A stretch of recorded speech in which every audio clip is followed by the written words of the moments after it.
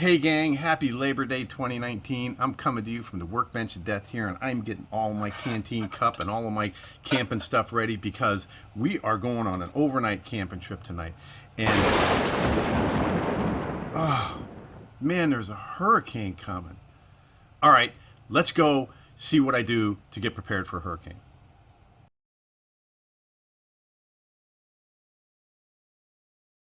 Okay, three most important things: food, water, power. We're going to address power first.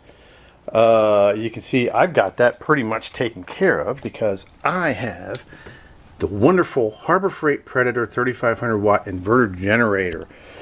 Y'all can look back, and I have a playlist on this generator, and it just continues to amaze me and perform perfectly.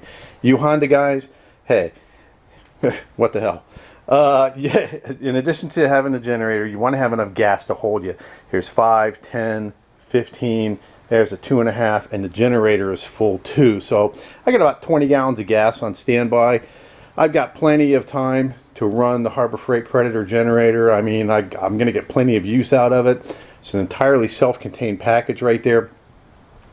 And that's going to give me all the power that I need to weather this storm. So let's check out another couple of things. All right, I am lucky enough to have this in my front yard. This is a 32-foot Cougar X-Lite RV, fifth wheel, and this is my backup plan. The Harbor Freight generator can power this entire self-contained unit. So when the power goes out, I can move from the house to the RV, and I can have everything that I need. I can have power, hot water. I've got two 30-gallon propane tanks in here, so you know I can cook anything that I need to cook. This is my backup plan. All right, here we go. Boarding up windows, to board or not to board. This is the biggest window that I have. This is on the front of my house. That way is east, and most of the wind is going to be coming from the east. Last hurricanes, I had a problem with my front door. The rain was going sideways and it was actually coming through my front door. So I've chosen to board up my front door. The rest of the windows, they're on their own. I figure if something breaks a window, I can close the interior door to that room and get by the hurricane. But I needed to board up my front door. If you need to board up your windows, by all means do it. There's still plenty of supplies left. So better to be safe than sorry. All right, all of you bushcrafters out here, don't forget your bushcrafting and hiking stuff. My workbench is a mess right now, but here's my good old faithful canteen cup if I need it. I got canteens for additional water storage. I got a couple cylinders of gas. Of course, I'm going to have my guns on me because it's a emergency declaration. Here's some stoves in here. I got the old Stanley Adventure series. I got enough food and water. If I really need to, I can utilize all of my camping and bushcrafting stuff for home survival. So don't forget about your camping stuff. Very important. All right, now to the important stuff. Food and water. I have 3 gallons of water here. I have 2 more gallons of water inside in the refrigerator. I've got a stand-up freezer that I keep rotating bags of ice in, so I'm making more ice. And remember, your stand-up freezer can act like a refrigerator because when you open your stand-up freezer, all of the cold air doesn't fall out. So if you need to, and you can use it in a very limited basis, you can still keep a lot of your refrigerated food cold if you use a stand-up freezer. So I'm stacking some waters here. I got some other water inside. Now we'll see what else I have to drink. All right, we want to make sure the important stuff is taken care of. Having enough wine is always a priority. All right, on the bar we got Pinnacle, Malibu, Bailey's, Walking Dead beer. I think we're set. All right, that pretty much covers drinks. Now, now I'm stocking up on my canned food items. This is my pantry inside. You want to make sure that you have enough non-perishable stuff, like peanut butter is always a good one, and canned food stuff. This is gravy and stuff, but I've got a lot of mixes down there, cup of soups, my ramen, my camping food under there. Here's just some of the food that we're keeping. Okay, now we're in my laundry room. You can see my wife's got all of the canned foods here in our little pantry location. We got tons of stuff, some north sides, and you can easily use your camping and bushcrafting stoves and everything when the power goes out to cook up all of this stuff. There's some other chunky soups, some good old Campbell's chicken noodle. What would a hurricane be without chicken noodle soup? So me and my wife are pretty set with the inside food and the outside canned stuff. I think we're ready to go. All right, let's talk about outside stuff. This is a pool that's in my backyard. I'm lucky enough to have a house with a pool, and you can see that it's pretty clear right now. There's some debris in it because it's starting to get kind of windy up here, and stuff is starting to fly around. This pool is going to overflow.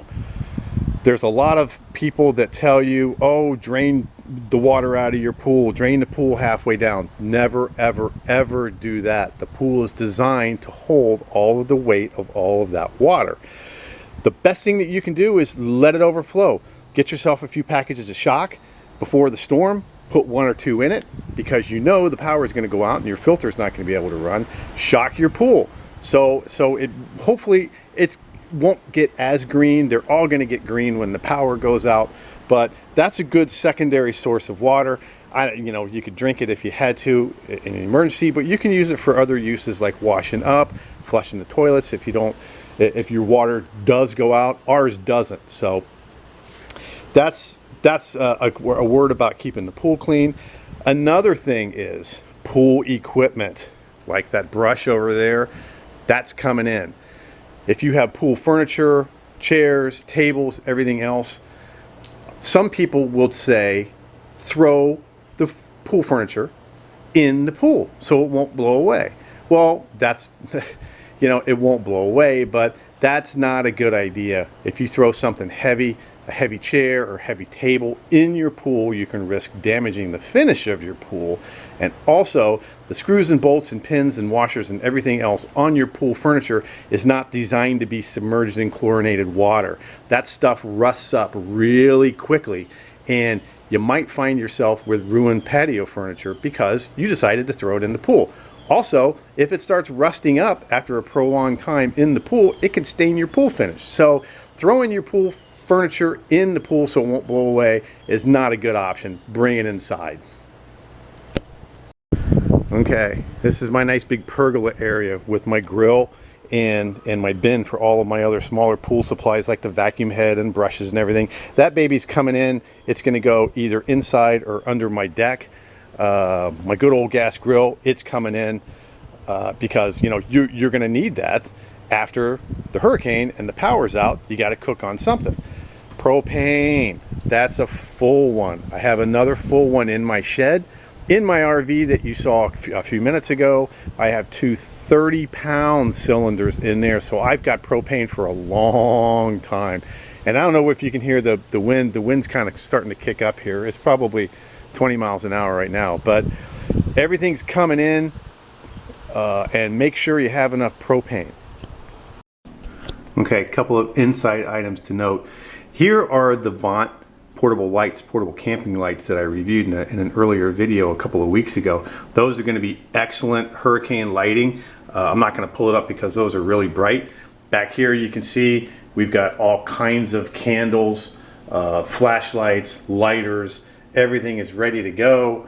So lighting is not going to be a problem because there is going to be that period of time where we're out of power and it's going to be dark.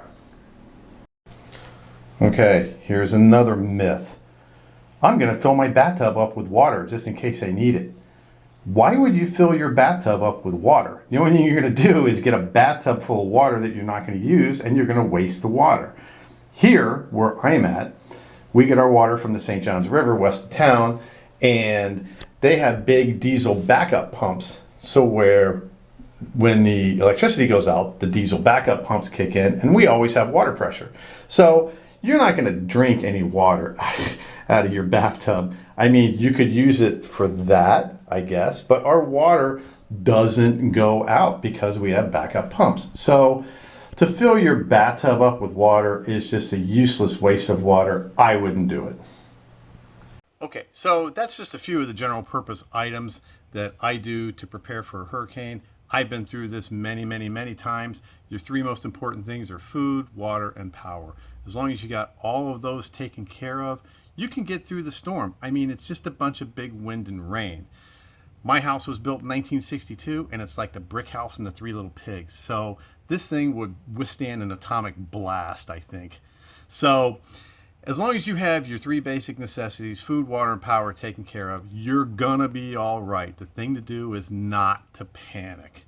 Remember, bushcrafters, you can use all of your camping stuff and all of your camping items to cook up all of your food when the power goes out. You know, canteen cups, gas cylinders. We as bushcrafters, we got a little advantage because we've already got our camping stuff ready to go. We're just gonna camp at home. Okay, so this is Matt the Old Florida Boy saying everybody please be safe during Hurricane Dorian, and I will see you on the trail.